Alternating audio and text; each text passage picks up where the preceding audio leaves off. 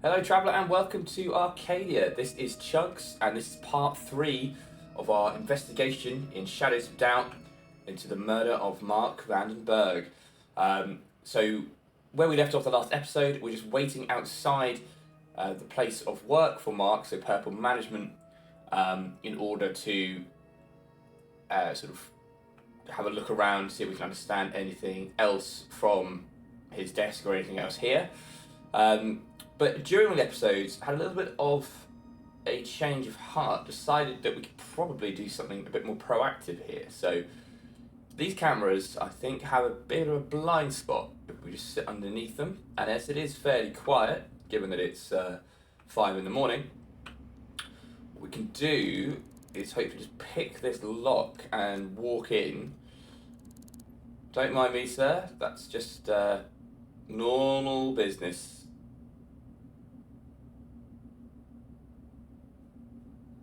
Maybe it's not as quiet as I'd hoped, actually. Okay, he's had enough of looking at me there. Let's just carry on the old lock picking then. And what we're going to do is we're just going to hug this wall as much as we can. And we're going to enter this back office area. Okay, looks like that camera did pick me up very briefly, but managed to get away with it. Okay, so we've now got a camera or a sensor up here which we need to get rid of if we can. So I'm just going to come up here and sabotage this, which will hopefully give us a bit of space to do some further investigations.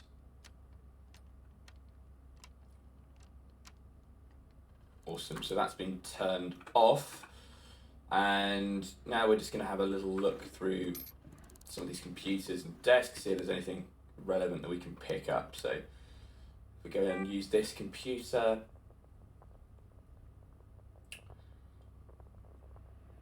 modern interface, I like it. Okay, so we don't have the password for that user, which means that we're not going to be able to get anything useful out of that. But if we just walk forward to this next set of desks, look through the drawer again. Okay, we've got a business card here for Sisha de Jong, which again could be useful. We've got a couple of adverts. Got a stack of papers. Okay, looks like nothing in there. And we've got here a little note telling us the password for this PC is 8564, so that's handy. We're going to just turn this PC on. Yeah, just to confirm that is Sisha's desk we're on, which is great. So we should be able to log in as her now if we use that passcode, so 8564. Awesome. So that's given us access to her PC. First thing we want to do is check out the employee database here. So we're going to have a look for Mark. We're just going to print that off. So nothing we didn't know here, but it does just confirm some more information about Mark. We also know, obviously, Sisha works here, so we can pick up her records as well. So just confirmation there, so type Q fingerprints, we know they are not the same as those type A fingerprints found at the crime scene. So rules are out in terms of that evidence being relevant.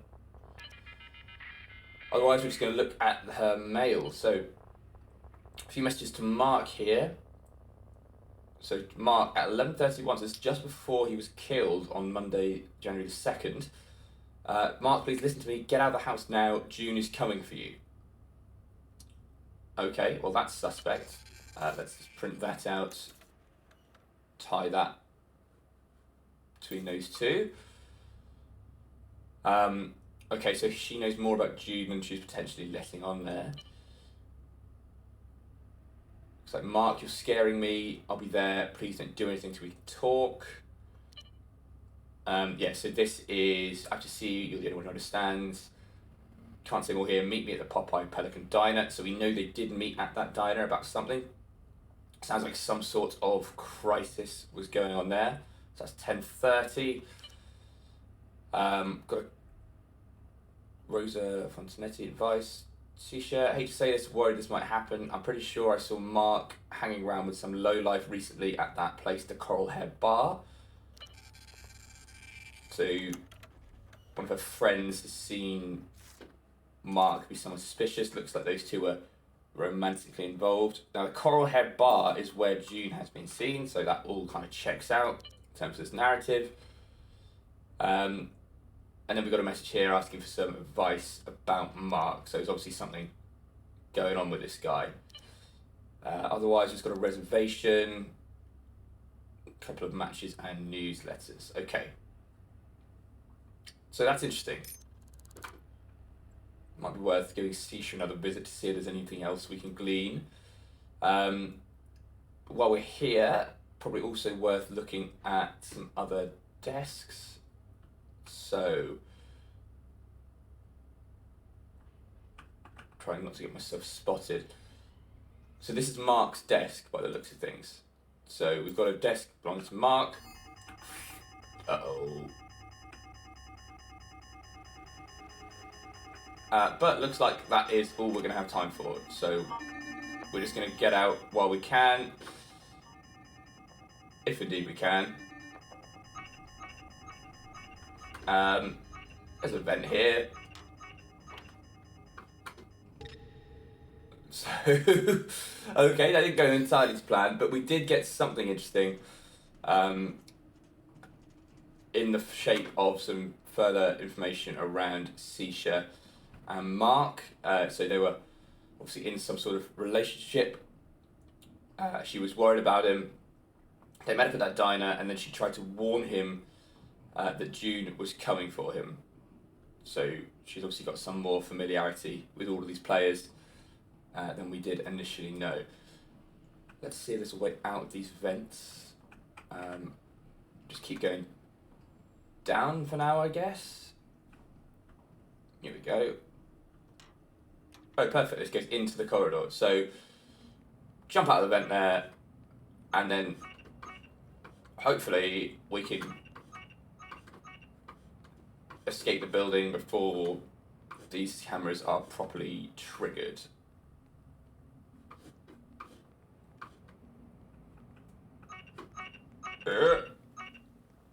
And there we go, away scot-free.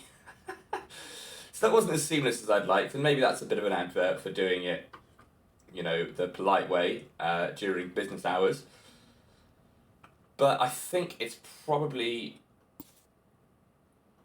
given us something to go on if we just think about this. So Sisha was worried about Mark.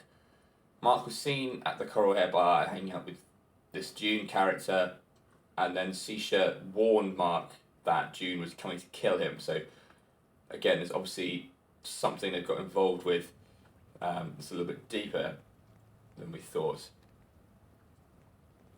So it sounds like a place to look will be the Coral Hair Bar. If we can find fingerprints for both Mark and June here, that will at least give us some sort of evidence that they've interacted previously. But the bar is currently locked and closed, so we'll have to come back a little bit later for that one. Okay, so the next thing we could go do is potentially go and check out Sisha again, see if there's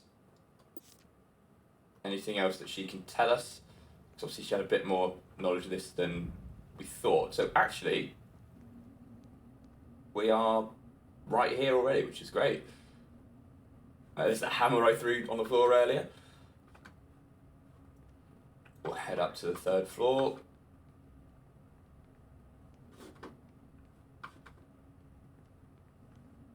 And her door's open, and there is an unknown citizen. Looks like they're about to try and run away. That's suspicious.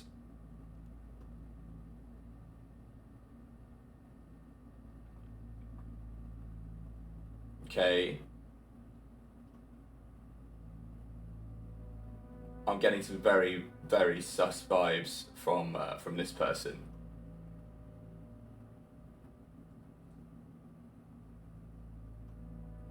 Okay.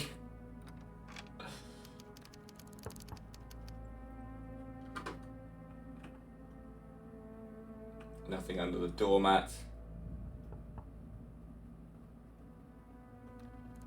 Okay, we're going to pick this lock.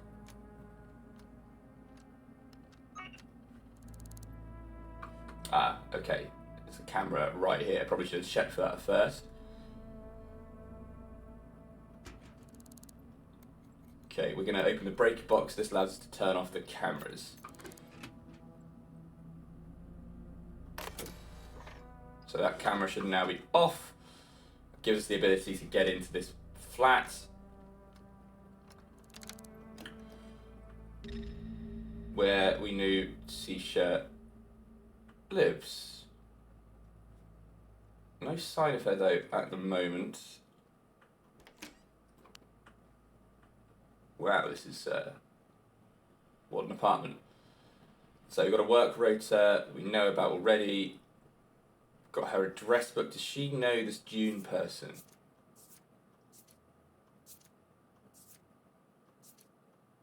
Okay, doesn't look like it.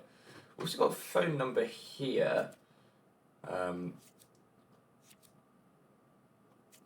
not sure if that's actually going to be relevant or not.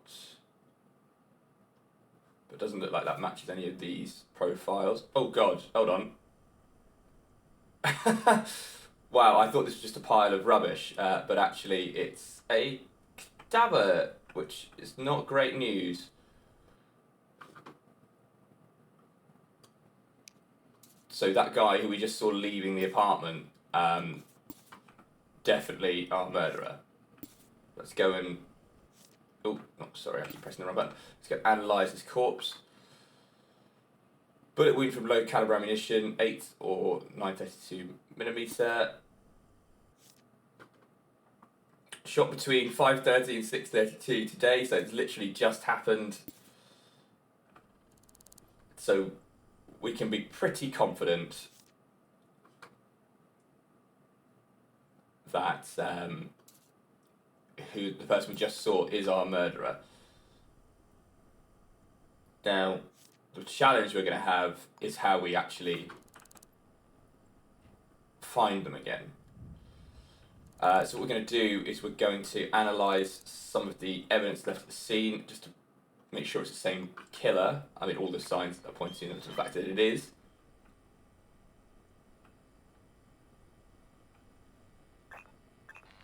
Okay, so we've got footprints. Potentially follow some of those. Looks like there is a fingerprint there, but not something that we seem to be able to access. Okay, so we've got Sisha's fingerprints there, which makes sense. Type A fingerprints. Okay, that's very relevant because that has now been found at both crime scenes. So that's the physical evidence we're going to use. Okay, that person ran off this way, so potentially size 16 boots are going to be relevant. I think we saw a size 14 boot earlier. So let's see if we can get after them. And here are the stairs. So again, size 13 boots as well.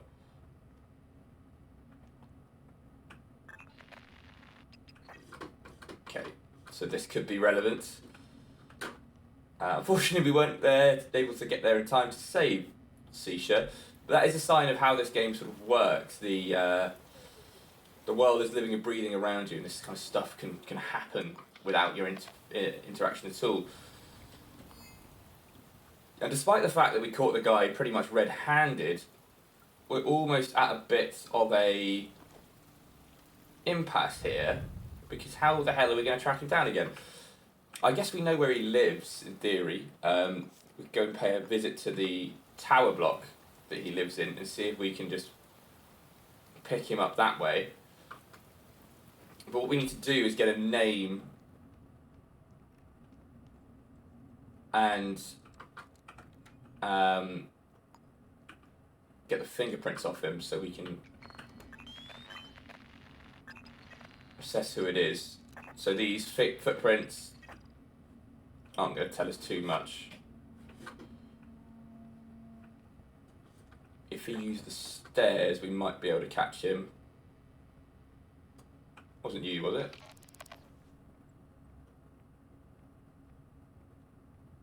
Okay. We're going to go up to the 11th floor and we're going to see if anyone's beaten us there.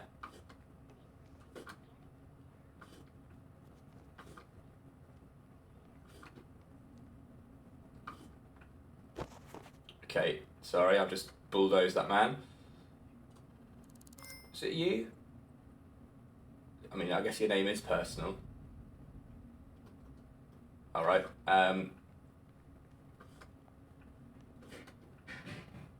we'll go up to the flat and see if anyone's got here. So, the problem we encountered here last time is that this flat is very, very secure compared to the others that we've seen. There is a vent.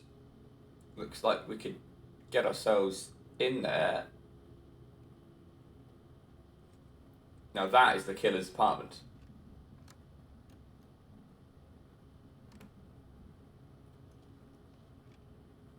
So that is what you call sus in the business. Okay, you're not going to tell us anything either. If he also goes in there, then this is going to be extremely suspect. Oh no, he's just fallen through the floor. Poor chap. Got a size 16 boot again. We did see a size 16 boot in that apartment. And then we've got this guy who's in 1103.